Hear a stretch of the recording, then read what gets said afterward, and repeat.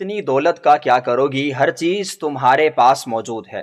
بچوں جیسی نعمت سے بھی خدا نے تمہیں مالا مال کر دیا ہے، اور دولت و جائیداد تو بے انتہا تمہارے پاس ہے، لیکن جو کمی تمہیں ہمیشہ ہوگی اس کو کوئی پورا نہیں کر سکتا۔ وہ کمی تمہیں موت کے برابر لگے گی۔ یہ سب تب ہوگا جب تم اپنے بچوں کی شادی کر دو گی اور وہ اپنے گھروں میں خوش ہو جائیں گے۔ تمہارے شوہر کی کمی تمہیں تب معلوم ہوگی۔ ابھی تم بہت ہی خود غرض بن چکی ہو۔ جب یہ سارے الفاظ میری ماں نے مجھے فون کال پر کہے تو ان کی یہ بات سن کر مجھے بہت افسوس ہوا۔ میں سوچ بھی نہیں سکتی تھی کہ میری ماں مجھ سے اس قسم کے الفاظ بھی کہہ سکتی ہیں۔ وہ میرے بارے میں ایسا کیا سوچنے لگی تھیں؟ آخر میں نے ایسا کیا کر دیا؟ میرے شوہر کی وفات کے بعد کیا میں جینا چھوڑ دوں؟ نئے کپڑے نہ پہنوں، کھاؤں پیوں نہ، اپنے بچوں کو ایک اچھی زندگی میسر نہ کروں، سب کچھ ہونے کے باوجود مسکینوں اور یتیموں والی زندگی گزاروں؟ تو تب سب کو یقین ہوگا کہ واقعی مجھے میرے شوہر کا غم ہے اور اس کی کمی مجھے محسوس ہوتی ہے، اس کے علاوہ نہیں ہوگا۔ یہ بات میں نے اپنی امی کو جواب میں کہی۔ میری امی غصے میں آ گئی اور کہنے لگی کہ پارسا، تم ہمیشہ ہی لالچی عورتوں کی طرح رہتی ہو۔ بچپن میں بھی جو چیز تمہیں پسند ہوتی تھی تم اس کے لیے سب کو الگ کر دیتی تھی۔ اس چیز کو حاصل کرنے کے لیے چاہے تمہیں جو بھی کرنا پڑتا وہ تم کر گزرتی تھی، لیکن اس چیز کو لازمی حاصل کرتی تھی۔ میں تمہاری ماں ہوں، تمہارا بارے میں اچھا سوچتی ہوں۔ میں نہیں چاہتی کہ تم زندگی میں جب اکیلی رہ جاؤ تو تمہیں پھر پریشانیوں کا سامنا کرنا پڑے۔ اکیلے کیسے رہا جاتا ہے یہ تم مجھ سے بہتر نہیں جانتے۔ تمہارے باپ کی وفات کے بعد جو مشکلات میں نے اپنی زندگی میں دیکھی ہیں ان کے بارے میں اگر تمہیں ذرا سا بھی اندازہ ہو جائے تو تم شادی نہ کرنے کا فیصلہ چھوڑ دو۔ ابھی تمہارے بچے چھوٹے ہیں، یہ جائیداد بے شک ساری زندگی کے لیے تمہیں بہت ہے۔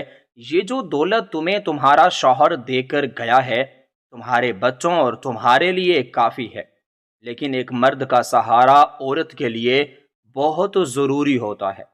اگر یہ سہارا تم نے کھو دیا ہے تو دوبارہ بھی حاصل کر سکتی ہو۔ میں تمہاری ماں ہوں، میں چاہتی ہوں کہ تم دوسری شادی کر لو۔ تمہارے 3 بیٹے ہیں، ایک بیٹی ہے، ان کو باپ کی ضرورت ہے۔ تمہیں ایک سہارے کی ضرورت ہے جو شوہر کی شکل میں تمہارے پاس ہو۔ ابھی تمہارے بچے چھوٹے ہیں۔ جیسے میری ماں نے مجھے دوسری شادی کے بارے میں صاف صاف کہا تو میں نے غصے میں آ کر وہ کال ہی کٹ کر دی اور میں رونے لگی، بلکنے لگی، کیونکہ میں اپنے شوہر کی جگہ کسی اور مرد کو بالکل نہیں دے سکتی تھی۔ مجھے کسی کے سہارے کی ضرورت ہی نہیں تھی۔ میں اپنے بچوں کے سہارے اپنی ساری زندگی گزار سکتی تھی، کیونکہ ایک دن وہ جوان ہو جائیں گے، یہ امید مجھے مضبوط بنائے رکھ دیتی ہو۔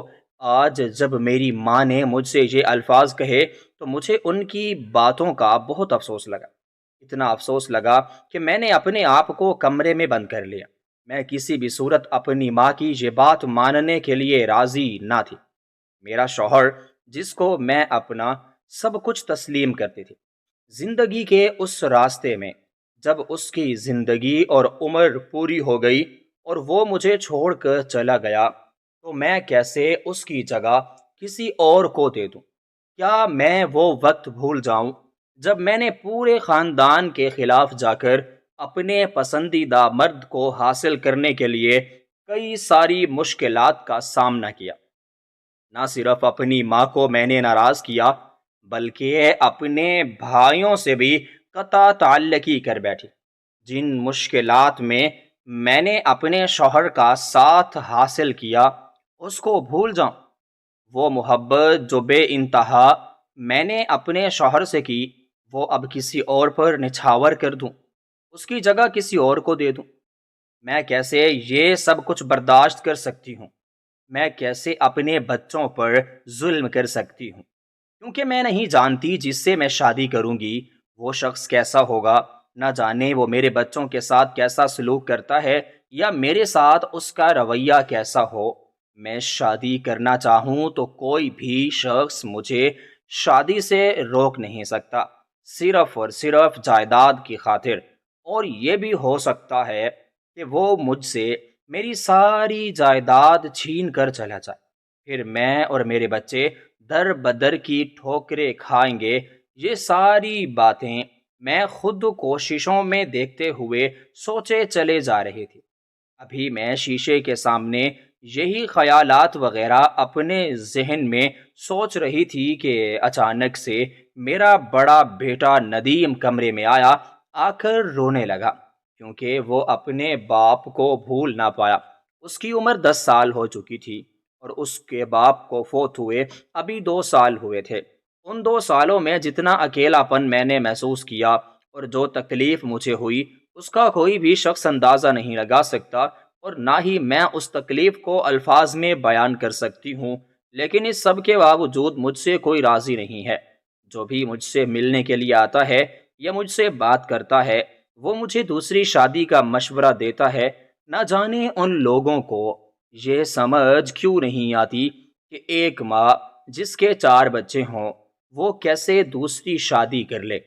میں کئی بار سب کو سمجھا چکی تھی، لیکن میری بات کسی کی بھی سمجھ میں نہ آتی تھی۔ خیر، جب ندیم رونے لگا تو میں نے اپنے آنسو روک نہ پا، میری آنکھیں بھی برسات کی طرح برسنے لگی۔ مجھے تو پہلے ہی میری ماں کی بات کا بہت دکھ ہو رہا تھا، اور اپنے شوہر کی وجہ سے بہت زیادہ پریشانی بھی ہو رہی تھی۔ اور اب میرا بیٹا ندیم اپنے باپ کی یادوں میں اس طرح سے رویا کہ اپنے آپ کو میں کنٹرول نہ کر پائی اور بے ساختہ ہو کر میں رونے لگی۔ خیر، مجھے مضبوط بننا تھا، اپنے بچوں کے سامنے ثابت قدم رہنا تھا، کیونکہ ان کے علاوہ میرے پاس اور کوئی سہارا نہ تھا، اور ان کا سہارا صرف اکلوتی ان کی ماں تھی۔ مجھے اب نہ صرف ماں کا کردار ادا کرنا تھا، بلکہ باپ کا کردار بھی ادا کرنا تھا۔ مجھ پر مشکل وقت آ چکا تھا، اور اس وقت میں مجھے ثابت قدم رہنا تھا۔ میں کبھی بھی حوصلہ اور ہمت نہ ہارتی، لیکن لوگوں کی باتیں مجھے پریشان کر دیتی تھیں۔ نہ صرف پریشان کرتی تھی، بلکہ مجھے بہت ہی افسوس ہوتا تھا اور ذہنی دباؤ محسوس کرتی تھی۔ لیکن میں نے اپنے دکھوں اور غموں کا اظہار کبھی بھی اپنے بچوں کے سامنے نہ کیا۔ میں نے ندیم کو سمجھاتے ہوئے اس کی آنکھیں صاف کیں اور اپنے ساتھ بٹھاتے ہوئے اس کو کہا کہ بیٹا، کیا تمہیں اپنی ماں پر بھروسہ نہیں؟ کیا تم اپنی ماں سے محبت نہیں کرتے؟ کیا میں نے آج تک تم لوگوں کو کسی چیز کی کمی آنے دی ہے؟ پھر اس پریشانی کی وجہ کیا ہے؟ کیا زندگی اور موت انسان کے بس میں ہے؟ یہ ساری چیزیں خدا تعالیٰ کے بس میں ہیں۔ وہ جسے چاہے جب تک زندہ رکھے اور جسے چاہے اپنے پاس بلا لے۔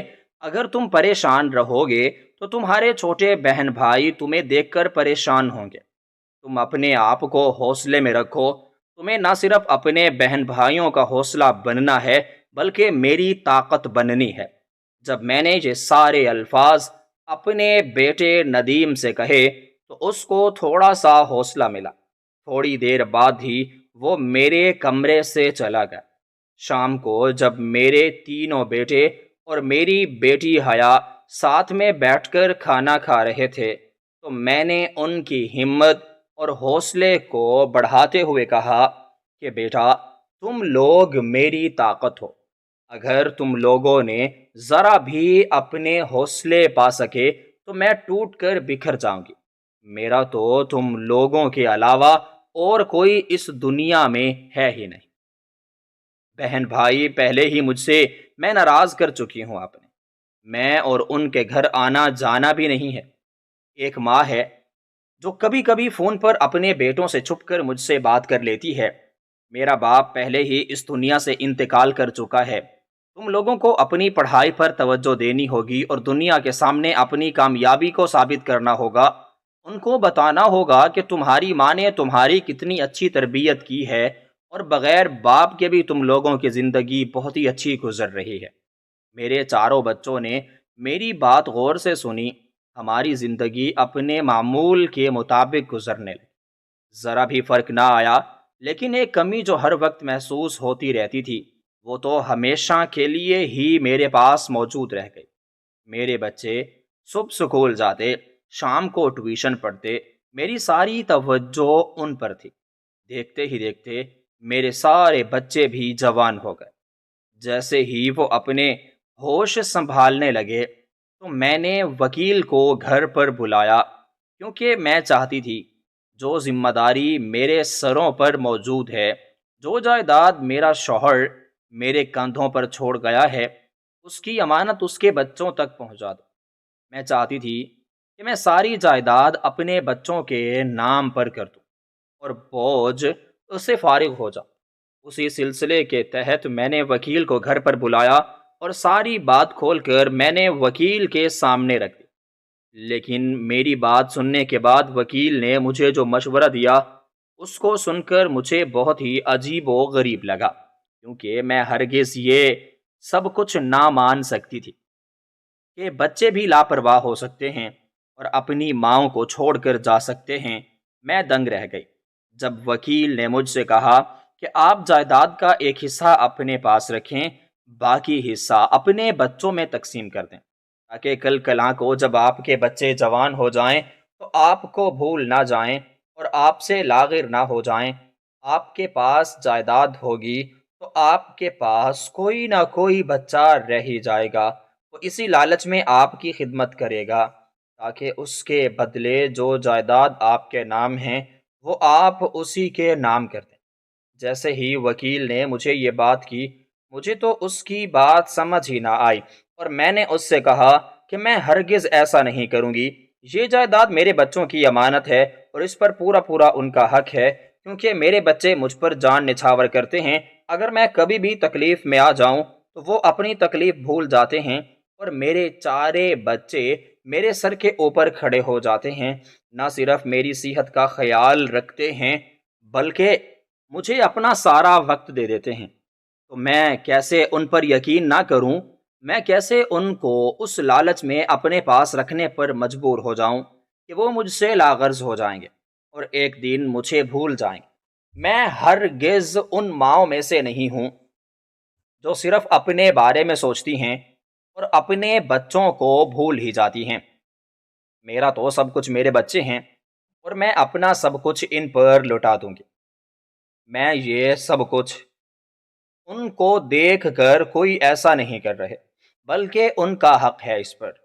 جب میں نے یہ ساری بات اس وکیل سے کہی، وہ میری باتوں سے بہت زیادہ حیران بھی ہوا اور پریشان بھی ہوا اور کہنے لگا کہ آپ واحد ماں ہیں جس طرح نے اس سے بات کی، ورنہ آج تک میں نے جتنے بھی جائیداد تقسیم کرنے کے کیس نمٹائے ہیں، کچھ مائیں تو آدھی جائیداد اپنے بچوں کو دیتی ہیں اور آدھی جائیداد اپنے نام رکھتی ہیں، لیکن آپ کی یہ سوچ مجھے بہت ہی متاثر کر رہی ہے اور میں خوش ہوا ہوں کہ آپ اتنا اچھا سوچتی ہیں اور اپنے بچوں پر بھروسہ رکھتے ہیں۔ خیر، وہ وکیل ساری جائیداد میرے بچوں کے نام پر کر کے چلا گیا۔ ابھی میرے بچے پڑھ رہے تھے، ان کی پڑھائی مکمل ہونے والی تھی۔ میں دعا گو تھی کہ ان کی نوکریاں لگیں تاکہ وہ اپنی زندگی میں خوشگوار ماحول کے ساتھ وقت کو گزار سکے۔ وکیل ساری جائیداد میرے بچوں میں تقسیم کر کے واپس چلا گیا۔ میں نے ایک فائل اس کو دی اور ایک فائل اپنے پاس رکھی اور اپنے بچوں کو بتا دیا کہ میں تمام جائیداد ان کے نام کر چکی ہوں اور سب کچھ برابر تقسیم ہو چکا ہے۔ اس کے بعد میں اپنی زندگی معمول کے مطابق گزارنے لگی۔ میری ماں میرے گھر ایک دو بار آئی، میں بھی ان کے گھر جانا چاہتی تھی، لیکن اپنے بھائیوں سے ڈرتی تھی۔ ان کے خلاف جا کر جو فیصلہ میں نے کیا تھا، آج تک انہوں نے مجھے اس بات کے لیے معافی نہ دی تھی۔ آج میں نے سوچا کہ میں اپنے بھائیوں کے گھر جاؤں گی اور ان سے اپنے کیے کی معافی مانگوں گی۔ شاید ان کی ناراضگی کی وجہ سے میرا شوہر بھی اس دنیا میں موجود نہ رہا تھا، اور میری ماں نے جو مجھے بد دعا دی تھی اس کا خمیازہ بھی میں دے چکی تھی۔ میں یہ سوچتا ہی شام کو اپنی بیٹی حیا کو ساتھ لیا، اپنے تینوں بیٹوں کو گھر کھڑا کر کے میں حیا کے ساتھ اپنے بھائی کے گھر پر چلی۔ سب سے پہلے جب اس گھر میں نے جا کے قدم رکھا تو مجھے وہ سارا منظر یاد آ گیا، جیسے میں اس گھر سے رخصت ہو کر اپنے شوہر کے گھر آئی تھی۔ میری تو آنکھیں نم ہو چکی تھیں۔ اس گھر میں میرا پورا بچپن گزر چکا تھا۔ میری عمر کا ایک خاص حصہ اس گھر میں گزر چکا تھا۔ جب میری شادی نہیں ہوئی تھی تو میں نے یہ کبھی سوچا بھی نہیں تھا کہ اتنے مشکل حالات سے مجھے گزرنا پڑے گا اور زندگی مجھ پر تنگ ہو جائے گی۔ خیر، جو میرے ساتھ ہونا تھا وہ ہو چکا۔ میں نے یہ سوچتے ہوئے اگر قدم بڑھایا کہ کاش میرا بھائی مجھ سے خفا نہ ہوتا تو میں اتنے عرصے کے لیے اس گھر سے محروم نہ ہوتی، اپنے بھائیوں کے پیار سے محروم نہ ہو جاتی۔ میرے دو بھائی تھے اور میں ایک ہی ان دونوں بھائیوں کی بہن تھی۔ ہم تینوں بہن بھائی آپس میں بہت زیادہ پیار کرتے تھے۔ ہمارا پیار اور محبت آپس میں اس قدر تھا کہ اگر کسی ایک کو تکلیف ہوتی تو باقی دو بھی اس تکلیف میں خود کو مبتلا پرکاتے، اور نہ صرف اپنے بھائی کا ساتھ دیتے تھے بلکہ اس کی تکلیف اور اذیت کو ختم کرنے کے لیے ہر مشکل سے لڑ جاتے تھے۔ مجھے اچھی طرح یاد ہے جب میرا چھوٹا بھائی ہمارے محلے کے ایک لڑکے سے جھگڑا کر کے آیا تھا اور اسی جھگڑے کے دوران اس لڑکے نے میرے بھائی کو ایک تھپڑ مارا تھا، تو ہم بدلہ لینے کے لیے اس کے انتظار میں اس کے گھر کے سامنے کافی وقت رکے رہے۔ ہم یہ سوچ کر اس کے گھر کے سامنے رکے رہے کہ جب وہ واپس آئے گا اپنے گھر تو ہم اس کو مار دیں گے اور اپنے بھائی کی بے عزتی کا بدلہ اس سے ضرور لیں گے، کیونکہ ہم نے کبھی کسی کو کچھ نہ کہا تھا۔ میرے بھائی کی کوئی غلطی نہ تھی، اس نے خواہ میرے بھائی کو مارا تھا۔ جیسے ہی وہ لڑکا اپنے گھر جانے لگا تو ہم دونوں بہن بھائی اس پر ٹوٹ پڑے۔ ہم نے اس کو خوب مارا اور پھر بھاگ کر اپنے گھر پر آ گئے۔ ہم نے اپنے چھوٹے بھائی کو بتایا کہ ہم نے تمہارا بدلہ لے لیا ہے، اب تم خوش ہو جاؤ۔ میرا باپ ہماری اس بات سے بہت ہی خوش ہوا، لیکن اس کے ساتھ ہی میرے باپ نے ہمیں سمجھانے کی کوشش کی بہت زیادہ کہ بیٹا یہ سب بری بات ہے، تمہارے بھائی نے بھی اس کو کوئی ایسی بات کی ہوگی جس کی وجہ سے اس نے تھپڑ مارا ہے۔ تم لوگ بے شک ایک دوسرے سے بے حد پیار کرتے ہو، لیکن اس کا مطلب یہ نہیں کہ ایک دوسرے کو بگاڑ دو۔ خیر، یہ سوچتے ہوئے میں کافی آگے بڑھ چکی تھی۔ اب میں اپنی ماں کے کمرے کے سامنے آ چکی تھی۔ جیسے میں اندر گئی تو میری ماں سوئی ہوئی تھی۔ میں نے ان کو جگائے بغیر ہی ان کے ساتھ بیٹھنا چاہا اور میں ان کے ساتھ بیٹھ گئی۔ جب میں ان کے ساتھ بیٹھی تو میری آنکھیں نم ہو چکی تھیں۔ میری بیٹی سامنے رکھی ایک صندوق کے بارے میں مجھ سے پوچھنے لگی اور مجھے کہنے لگی کہ امی جان، اس میں کس کا سامان موجود ہے؟ نانی جان کا سامان تو الماری میں پڑا ہوا ہے، یہ کس کا سامان ہے؟ جیسے میری بیٹی نے کھولا تو اس میں سے میری ساری پرانی چیزیں رکھی ہوئی تھیں جن کے ساتھ میں بچپن میں کھیلا کرتا تھا۔ میری ماں نے ان چیزوں کو آج تک سنبھال رکھا تھا۔ میں نے حیا کو بتایا کہ بیٹا یہ میری چیزیں ہیں، تمہاری نانی نے ان کو آج تک سنبھال رکھا ہے۔ بھیا میری چیزوں کو دیکھنے لگ گئی اور اسی صندوق میں مصروف ہو گئے۔ میری امی ابھی تک سو رہی تھی، میری آنکھیں بالکل نم ہو چکی تھیں۔ مجھے وہ وقت یاد آ گیا جب میری امی مجھے بے حد پیار کرتی تھی، میرے بھائی مجھ پر اپنی جان دیتے تھے، اور میں نے ان کے ساتھ کیا کر دیا۔ خیر، اس سب میں میرا کوئی قصور نہ تھا۔ مجھے اچھی طرح یاد ہے میں نے اپنے بھائیوں کو منانے کی بہت کوشش کی تھی، ان کو راضی کرنے کے لیے میں ہر حد تک گئی تھی، لیکن میرے دونوں بھائی میری اس بات سے راضی ہی نہ ہوئے، کیونکہ وہ اس بات کو نہیں چاہتے تھے کہ میں اس لڑکے سے شادی کروں جو لڑکا پہلے ایک جگہ پر اپنا نکاح کر چکا تھا اور پھر اس کو وہ طلاق بھی دے چکا تھا۔ رخصتی نہیں ہوئی تھی لیکن نکاح ہو چکا تھا۔ میں ان کو سمجھاتی کہ اس نے وہ نکاح صرف اور صرف میری وجہ سے توڑا ہے کیونکہ وہ مجھ سے شادی کرنا چاہتا تھا، لیکن میں نے ان کو سمجھانے کی ہر ممکن کوشش کی۔ میرے بھائیوں نے میری بات کو اہمیت نہ دی اور نہ ہی ان لوگوں نے میری طرف توجہ دی۔ میں بھی اپنی ضد میں پوری اتر چکی تھی۔ میرے باپ کا انتقال ہو چکا تھا، میری شادی میں صرف میری ماں شریک ہوئی تھی، انہوں نے ہی ساتھی کے ساتھ میری رخصتی بھی کر دی تھی۔ اس کے بعد آج کئی سالوں بعد میں اپنی ماں کے گھر ان سے ملاقات کرنے کے لیے آئی تھی، کیونکہ میرے بھائیوں نے یہ دروازے مجھ پر ہمیشہ ہمیشہ کے لیے بند کر دیے تھے۔ خیر ان کی کوئی بھی قصور نہیں تھی، سب کچھ میری ہی وجہ سے ممکن ہو پا رہا تھا۔ ابھی میں یہی سوچ رہی تھی کہ میری بیٹی حیا کی آواز پر میری امی کی آنکھ ہی کھل کے رہ گئی۔ جیسے ہی میری امی نے مجھے اپنے پاس بیٹھے ہوئے دیکھا تو وہ دنگ رہ گئی۔ حیرانیوں کا پہاڑ ان پر ٹوٹ پڑا تھا اور ان کو میری موجودگی کا بالکل ہی یقین نہیں ہو پا رہا تھا، کیونکہ میری ماں مجھ سے کئی بار کہہ چکی تھی میرے گھر آؤ، لیکن میں خود غرض ہو کر ان کے گھر نہ جاتی تھی، اور آج میں خود ہی بغیر بلائے ان کے گھر آ چکی تھی۔ تو میری ماں بہت زیادہ حیران تھی۔ انہوں نے جب مجھے اچانک اپنے ساتھ پایا تو ان کی آنکھیں کھلی کی کھلی رہ گئیں۔ وہ جلدی سے اٹھ بیٹھیں اور میرے گلے ملے۔ میں اور میری ماں بہت زور زور سے روئے۔ اس کے بعد میں اور میری ماں مجھے اپنے دونوں بھائیوں کے گھر لے گئیں۔ جب میں ان کے گھر گئی تو ان کے رویے نے مجھے حیران و پریشان کر دیا، کیونکہ میں سوچ بھی نہیں سکتی تھی جو بھائی مجھ سے اتنی نفرت کرتے ہیں اور مجھ سے ہر حد تک اپنا تعلق ختم کر چکے ہوں، وہ میری آمد پر ایسا رویہ اختیار کریں گے۔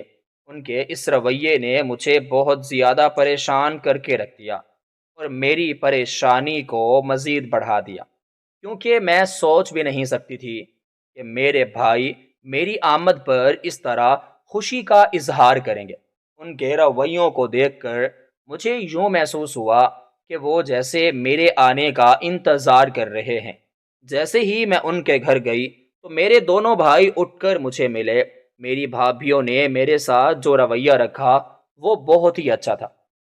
انہوں نے میری بہت زیادہ خدمت کی اور میرے آنے پر میرا شکریہ بھی ادا کرنے لگے۔ میں بہت ہی حیران رہ گئی اور میں ان سے اپنے کیے پر معافی مانگنا چاہتی تھی، لیکن میں ان سے معافی نہ مانگ سکی۔ میں نے سوچا کہ جب اگلی بار آؤں گی تو ان سے ضرور اپنے رویے کی معافی مانگوں گی۔ خیر جب میں آنے لگی تو اپنے دونوں بھائیوں سے شکریہ ادا کیا اور کہا کہ آپ لوگوں کی مہربانی، آپ لوگوں نے اتنا اچھا رویہ میرے ساتھ رکھا اور میری نادانیوں کو بھلا دیا۔ آپ لوگوں نے یہ رویہ رکھ کے نہ صرف مجھے میری نظروں میں گرا دیا، بلکہ آپ لوگوں کا یہ احسان میں کبھی بھی نہیں بھولوں گی۔ اس پر جو جواب میرے بھائیوں نے مجھے دیا اس کو سن کر میں دنگ رہ گئی۔ انہوں نے کہا کہ بہن تم وہاں جا کر ہمیں بھول گئی تھی، لیکن ہم نے تمہیں کبھی نہیں بھولا۔ ہمارا کوئی بھی دن ایسا نہیں گزرا جس دن ہم نے تمہاری شرارتوں کو یاد نہ کیا ہو یا ہم نے تمہاری نادانیوں پر خوشی کا اظہار نہ کیا۔ حالانکہ تمہیں چاہیے تھا کہ تم اپنی شادی کے کچھ ہی روز بعد ہمارے گھر آتی، ہمیں مناتی۔ ہم اسی انتظار میں رہ گئے کہ تم بہت جلد ہمارے پاس آؤ گی، لیکن بہن تم ہمارے پاس نہ آئی۔ ہم تم سے ناراض ہیں، اس لیے نہیں کہ تم نے ہماری مرضی کے خلاف جا کر شادی کی، لیکن اس لیے ناراض ہیں کہ تم نے ایک بار بھی لوٹ کر ہماری طرف نہ دیکھا۔ ہم نے تو غصے میں آ کر تمہیں جو گھاس اور کہا، لیکن تم نے ہمیں شرمندہ ہونے کا موقع ہی پلٹ کر نہ دیا۔ جیسے ہی میرے بھائیوں نے مجھ سے یہ بات کی تو میں مزید اپنی نظروں میں گر گئی۔ میں حج اور اپنے دونوں بھائیوں سے معافی مانگنے لگی اور کہنے لگی کہ میں نے بہت بڑی غلطی کر دی، میں آپ لوگوں سے شرمندہ ہوں، آپ لوگ مجھے اپنے دل سے معاف کر دیں۔ تبھی میرے بھائیوں نے جو بات مجھ سے کی اس بات کو سن کر تو مجھ پر حیرانیوں کے پہاڑ ہی ٹوٹ پڑے۔ مجھ پر میرے بھائیوں نے جب مجھ سے کہا کہ ہم نے تمہیں اسی دن ہی معاف کر دیا تھا جس دن تم یہاں سے رخصت ہو کر گئی تھی، اور آج تک کبھی بھی تمہارے خلاف کوئی بات نہیں کی، ہم تمہارے آنے کا انتظار کر رہے تھے، بس اب ہمارا سب جھگڑا ختم ہو چکا ہے، تم ہمارے گھر آتی رہا کرو، ہم بھی تمہارے گھر چکر لگائیں گے، ہم تمہارے بھائی ہیں، تمہارے مخلص ہیں، تمہارا برا نہیں سوچتے۔ خیر میں وہاں سے بہت ہی خوش ہو کر واپس آ گئی اور گھر آ کر اپنے بچوں کو تمام واقعہ سنایا۔ میرے بیٹے بھی بہت خوش ہوئے کیونکہ ایک بار پھر وہ مجھے خوشی کی حالت میں دیکھ رہے تھے۔ میرا چہرہ ایک بار پھر سے کھل اٹھا تھا اور بہت زیادہ مطمئن ہو چکا تھا۔ خیر وقت بہت ہی جلدی گزر گیا، اتنا جلدی کہ میں نے سوچا ہی نہ تھا۔ میرے بچے اب جوان ہو چکے تھے اور وہ اس کا بھی ہو چکے تھے کہ میں ان کی شادیاں کر لوں۔ جائیداد کے معاملے میں پہلے ہی آزاد ہو چکی تھی، ساری جائیداد میں اپنے بچوں کے نام پر کر چکی تھی۔ اب باری تھی ان کے فرض ادا کرنے کی، اور یہ فرض میں بہت ہی جلد ادا کرنا چاہتی تھی کیونکہ میں یہ سوچ رہی تھی میری زندگی کے دن بہت کم رہ چکے ہیں۔ مجھے یوں محسوس ہوتا تھا جیسے اچانک کسی دن میں مر جاؤں گی، لیکن اس سے پہلے میں اپنے بچوں کو ان کے گھروں کا کرنا چاہتی تھی اور ان کی زندگی میں ان کو آگے بڑھتا ہوا دیکھنا چاہتی تھی۔ اس لیے پہلے میں نے اپنے تینوں بیٹیوں کی شادی کی، بہت ہی اعلیٰ گھروں سے میں اپنی بہویں بیاہ کر لے آئی، وہ بہت ہی نیک سیرت لڑکیاں تھیں۔ آخر پر میں نے اپنی بیٹی کی شادی کی۔ میرے تمام بچے اپنی زندگیوں میں بہت ہی آگے بڑھ گئے۔ میرے بچے جن کو دیکھ دیکھ کر میں جیتی تھی، وہ آہستہ آہستہ ہو کر مجھ سے جدا ہونے لگے، اپنی زندگیوں میں اس قدر کامیاب ہو کر اپنی ماں کو ہی بھول بیٹھے۔ آسمان تو اس دن مجھ پر ٹوٹ پڑا جب میرے بڑے بیٹے ندیم نے مجھ سے ایک ایسی بات کی جس کو سن کر میرے قدموں کے نیچے سے زمین نکل گئی، اور مجھے یوں محسوس ہو رہا تھا جیسے مجھ پر قیامت ٹوٹ پڑی ہو۔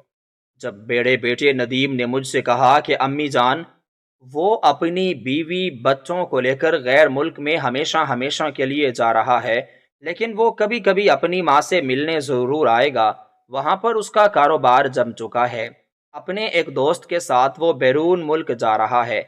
جیسے میرے بیٹے نے مجھ سے یہ بات کی تو یہ صدمہ مجھے موت کی طرح لگا۔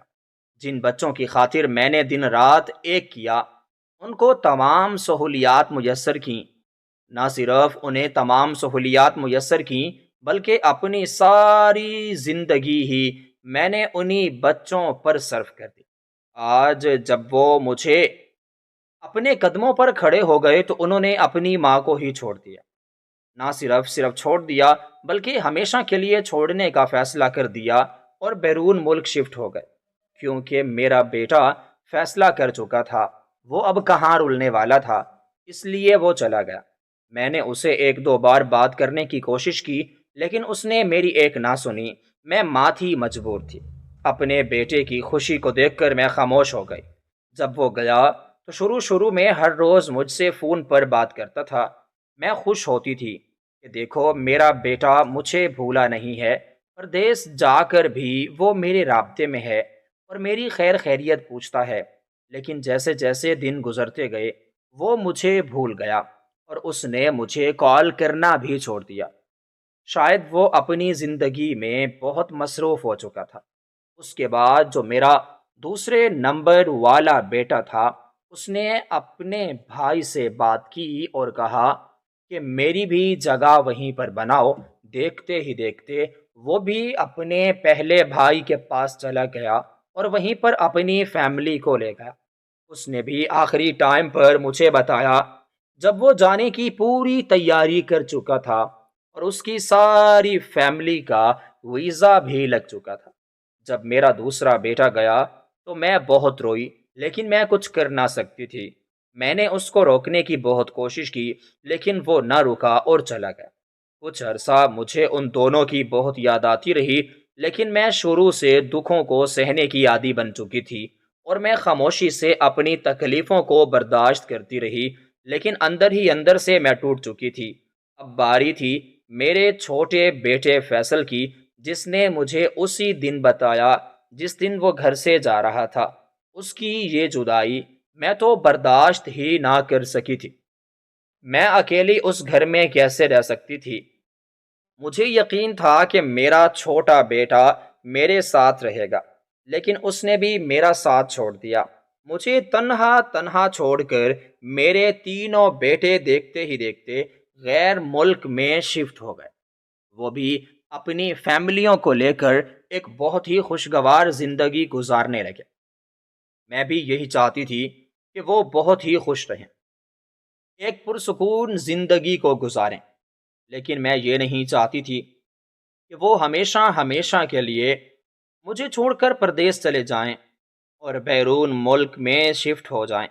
میرے تینوں بیٹوں میں سے کسی نے بھی مجھے ساتھ جانے کے لیے نہ بولا تھا۔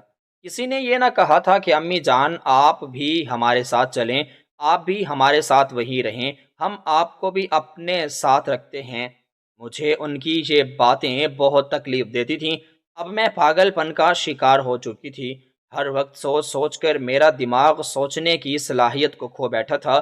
میری سوچ سمجھ بالکل ختم ہو چکی تھی۔ پریشانیوں کے پہاڑ مجھ پر ٹوٹ پڑے تھے۔ اس آخر ایک عورت کس طرح اکیلی تنے تنہا پورے گھر میں اپنی زندگی کو گزار سکتی تھی؟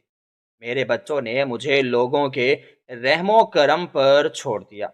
وہ یہ بھی جانتے تھے کہ ان کی ماں ان سے کتنا پیار کرتی ہے اور ان کے بغیر نہیں رہ سکتی۔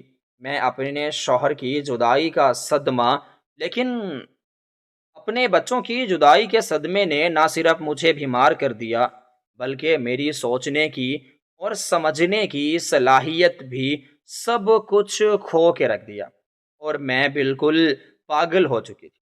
میں پاگل ہونے لگی۔ میری ایک ہی بیٹی تھی جس کی شادی میں نے کئی عرصہ پہلے کر دی۔ وہ مہینے میں ایک بار گھر آتی اور میں اس سے کوئی شکوہ نہ کرتی، کیونکہ وہ اپنی زندگی میں بہت زیادہ مصروف ہو چکی تھی۔ جب میرے بیٹے، جنہیں میں بے حد پیار کرتی تھی، وہ مجھے چھوڑ کر چلے گئے تو میں اپنی بیٹی سے کیا شکایت کرتی اور اس سے کیا کہتی؟ میں کسی سے بھی کچھ کہنے کے قابل نہ تھی۔ میں نے خاموشی کو بہتر سمجھا اور اپنی زندگی کے جو دن باقی تھے ان کو صبر و شکر کے ساتھ گزارنے لگے۔ لیکن میرے بیٹے کی جدائی نے مجھے بیمار کر کے رکھ دیا۔ آج مجھے تیسرا دن تھا۔ شدید بخار کے ساتھ میں اکیلی گھر میں پڑی تھی۔ کوئی پوچھنے والا نہ تھا، یہاں تک کہ کوئی بھی نہ تھا جو مجھے ڈاکٹر کے پاس لے جاتا۔ بہت ہی مجبور ہو کر میں نے اپنے تینوں بیٹوں کو ایک ایک کر کے کال کی، لیکن جو مایوسی مجھے اس کال کے بعد ہوئی وہ موت کے برابر تھی۔ یہ صدمہ مجھے موت کے برابر لگا تھا، کیونکہ میں نے اپنے تینوں بچوں کو کئی بار کال کی، لیکن کسی نے بھی میری کال نہ اٹھائی اور نہ ہی دوبارہ کال کر کے میرا پتہ کیا۔ میں شدید پریشان ہوئی، خوب روئی، کیونکہ میرے بچے مجھے بے یار و مددگار اکیلا چھوڑ کر گھر پر گئے۔ جب میں نے اپنی پچھلی زندگی کی طرف نظر دہرائی، جہاں پر میں نے اپنے بچوں کو اپنے اوپر جان نچھاور کرتے ہوئے پایا، اس وقت کے بارے میں سوچ کر مجھے بہت رونا آ گیا اور میری آنکھیں نم ہو گئیں۔ لیکن شدید بخار کی وجہ سے میری آنکھیں بھی سوج چکی تھیں اور میرے آنسو بھی ختم ہو چکے تھے۔ خیر، جب میں بے حد بے بس ہوئی اور میری ٹانگوں میں شدید درد ہونے لگا، یہ درد جو میری ٹانگوں سے اٹھ کر پورے جسم کے اندر ہی پھیل گیا، اس کو تو میں بالکل ہی برداشت ہی نہ کر پائی، اور مجبور ہو کر میں نے اپنی بیٹی کو کال کی۔ میری بیٹی نے پہلے 1 گھنٹے پر میرا فون اٹھایا، بلکہ مجھ سے ایسی بات کی جس کو سن کر میری حالت اور بھی زیادہ خراب ہو گئی۔ میں نے کبھی بھی یہ نہ سوچا تھا کہ میری اپنی ہی بیٹی مجھ سے یہ بات کہے گی، تو میں بہت زیادہ پریشان ہو گئی۔ مجھے یوں لگا کہ جیسے اس کے الفاظ مجھ پر تیروں کی طرح برس رہے ہوں۔ ابھی اس نے میری پوری بات ہی نہ سنی تھی کہ مجھ سے کہنے لگی کہ امی جان، میں بہت مصروف ہوں، آپ سے تھوڑی دیر بعد رابطہ کرتی ہوں۔ میری تو حالت مرنے والی ہو گئی تھی۔ اگر میں مر جاتی تو پھر بھی میری بیٹی میری بہت مصروف تھی۔ میرے سارے بچے اس قسم کے لاغرض اور بے حس نکلیں گے، میں نے اپنی زندگی میں کبھی نہ سوچا تھا۔ اور اس کے بعد جب میری بیٹی نے کال بند کر دی تو میں ڈھیر سارا روئی، خدا تعالیٰ سے معافیاں مانگنے لگی اور کہنے لگی کہ اے خدا، اب تو ہی میری مدد کر، میرا اس دنیا میں تیرے سوا کوئی نہیں رہا۔ میرے اپنے بچے ہی جب مجھے اس حال میں چھوڑ کر چلے گئے ہیں تو میں اپنے بھائیوں کو کس طرح مدد کے لیے بلاؤں؟ ابھی میں یہی سب کچھ سوچ رہی تھی کہ اچانک میرا بڑا بھائی مجھ سے ملنے کے لیے آیا۔ بہت سارے پھل اس کے ہاتھ میں تھے، اس کی آواز میرے کانوں تک تو پہنچ رہی تھی، لیکن شدید بخار کی وجہ سے میری آواز نہیں نکل رہی تھی اور نہ ہی میں اس کو جواب دے پا رہی تھی۔ اس نے میرے گھر کے سارے کمرے دیکھے۔ جب وہ میرے کمرے میں مجھے ڈھونڈتے ہوئے آیا تو مجھے سوتا دیکھ کر وہ کہنے لگا، بہن تم یہاں پر سو رہی ہو، میں نے پورا گھر سر پر اٹھا رکھا ہے اور تمہیں ڈھونڈ رہا ہوں، یہ بھی کوئی سونے کا وقت ہے؟ اٹھو، میں تم سے ملنے کے لیے آیا ہوں اور یہ سامان بھی لے کر آیا ہوں۔ تمہارے لیے کچھ فروٹ ہیں اور کچھ کھانے پینے کی چیزیں بھی موجود ہیں۔ میں نے سوچا تم اکیلی گھر پر خود کو تنہا محسوس کر رہی ہوگی، اسی وجہ سے میں تم سے ملنے کے لیے آ گیا تھا کہ تمہیں تھوڑی سی خوشی ہو جائے۔ میں اپنے بھائی کی یہ باتیں سن تو رہی تھی، لیکن میں نے ابھی تک اپنے بھائی کو کوئی جواب نہ دیا تھا۔ کہیں اپنے ہونٹ ہلانے کی کوشش کی، لیکن مجھے یوں لگ رہا تھا جیسے میری زبان جم چکی ہو۔ خیر میرے بھائی میرے قریب آئے، جیسے اس نے مجھے ہاتھ لگایا تو اس کے قدموں کے نیچے سے زمین نکل گئی، کیونکہ میں شدید بخار میں تڑپ رہی تھی۔ اس نے میری حالت دیکھی تو اس کی آنکھیں نم ہو گئیں۔ جلد ہی اس نے مجھے اٹھایا اور مجھے ڈاکٹر کے پاس لے گیا۔ ایک ہفتہ پورا میں ڈاکٹر کے پاس انڈر آبزرویشن پڑی رہی۔ اپنے ہوش و حواس میں سب کچھ کھو چکی تھی۔ 3 دن سے مسلسل بخار نے میرا تو جسم ہی نچوڑ کھایا تھا اور اس بخار کا اثر میرے دماغ پر ہو چکا تھا اور میں پاگل سی ہو چکی تھی۔ اصل میں یہ دماغی دباؤ میرے بچوں کی جدائی کا تھا، جو کہ ایک بخار کی صورت میں میرے دماغ پر اثر کر چکا تھا۔ میں اپنے ہوش و حواس سب ہی کھو بیٹھی تھی۔ مجھے نہیں معلوم کہ میرے ساتھ کیا ہو رہا ہے۔ میرا بھائی میرے گھر کو بند کر کے مجھے اپنے ساتھ ہی لے کے کہیں چلا گیا۔ میری ماں جو تھی وہ کچھ عرصہ پہلے انتقال کر چکی تھی۔ ان کا صدمہ ابھی تک میں نے بھلایا نہ تھا کہ میرے تمام بچے مجھ سے جدا ہو گئے۔ ایک کے بعد ایک پریشانی نے میرے گھر کی راہ دیکھ لی اور اب میری یہ حالت مجھے دن بدن کمزور کرتی جا رہی تھی۔ میرے بھائی مجھے اپنے گھر لے گئے۔ کچھ دنوں بعد میں تھوڑی بہتر محسوس کرنے لگی اور صحت یاب ہو گئی۔ میں نے اپنے بھائی سے اجازت مانگی اور کہنے لگی کہ بھائی مجھے گھر جانا ہے، لیکن میرے بھائی نے نہ صرف مجھے جانے سے انکار کیا بلکہ جو بات مجھ سے کہی اس کو سن کر میری تو آنکھیں بھی نم ہو گئیں اور میں اپنے جذبات کو کنٹرول نہ کر سکی۔ جب میرے بھائی نے مجھ سے کہا کہ اب تمہاری ساری ذمہ داریاں ہم پر آ چکی ہیں اور ہم تمہاری ذمہ داریوں کو بہت ہی اچھی طرح سے ادا کریں گے، اس وقت جب تمہیں تمہارے بچوں نے چھوڑ دیا، حالانکہ تمہیں ان کی بہت زیادہ ضرورت تھی، انہوں نے تمہارا ساتھ ہی نہ دیا، لیکن ہم تمہارے بھائی ہیں، ہمیشہ تمہارا ساتھ دیں گے اور اس مشکل وقت میں ہمارا حق بنتا ہے کہ ہم تمہیں اپنے پاس رکھیں اور تمہاری مدد کریں۔ جیسے ہی میرے بھائی نے مجھے یہ بات کی تو میری آنکھیں نم ہو گئیں اور میں رونے لگی، کیونکہ میں اپنے جذبات کو سنبھال نہ سکی تھی۔ میں نے بھی اپنے بھائیوں کے ساتھ رہنے کا فیصلہ کر لیا۔ وہ گھر جو کہ میرے شوہر کی نشانی تھی اس کو کرائے پر دے دیا۔ میں اپنے بھائی کے ساتھ، میرا بھائی میری ہر خواہش کو پورا کرتا تھا۔ میرے بھتیجے شادی شدہ ہو چکے تھے، لیکن اس کے باوجود وہ اپنے باپ کی جتنی عزت کرتے تھے اتنی ہی میری عزت کرتے تھے۔ مجھے یہاں پر کسی چیز کی کوئی کمی نہ تھی، لیکن جو پریشانی مجھے ہر وقت رہتی تھی، جس کی وجہ سے میں ٹھیک نہ ہو پاتی تھی، وہ میرے بچوں کی جدائی تھی، جنہوں نے مجھے کئی عرصے سے جھنجھوڑ دیا تھا، اور آج تک میری بیٹی نے مجھے کال نہ کی تھی۔ میں اس کی کہا کا انتظار میں تھی۔ اس نے کہا تھا کہ میں ابھی مصروف ہوں، تھوڑی دیر بعد آپ کو کال کروں گی۔ ابھی تک شاید اس کی مصروفیات ختم نہ ہوئی تھی۔ میری زندگی گزرتی گئی۔ وقت کس کا انتظار کرتا ہے؟ ایک دن اچانک دروازہ کھٹکا۔ میرا بھائی دروازے پر جس عورت کو اپنے ساتھ لیے آیا، وہ عورت اور کوئی نہیں بلکہ میری اپنی بیٹی حیا۔ حیا کو دیکھ کر مجھے بہت حیرانگی ہوئی۔ یہ تو میں سوچ بھی نہیں سکتی تھی کہ وہ اس طرح مجھ سے ملنے کے لیے آئے گی۔ کبھی اس کو اپنی مصروفیات میں سے فرصت ملے گی اور اپنی ماں کی طرف آئے گی۔ جیسے حیا میری طرف آئی تو فوراً آ کر میرے قدموں میں گر گئی اور مجھ سے معافی مانگنے لگی۔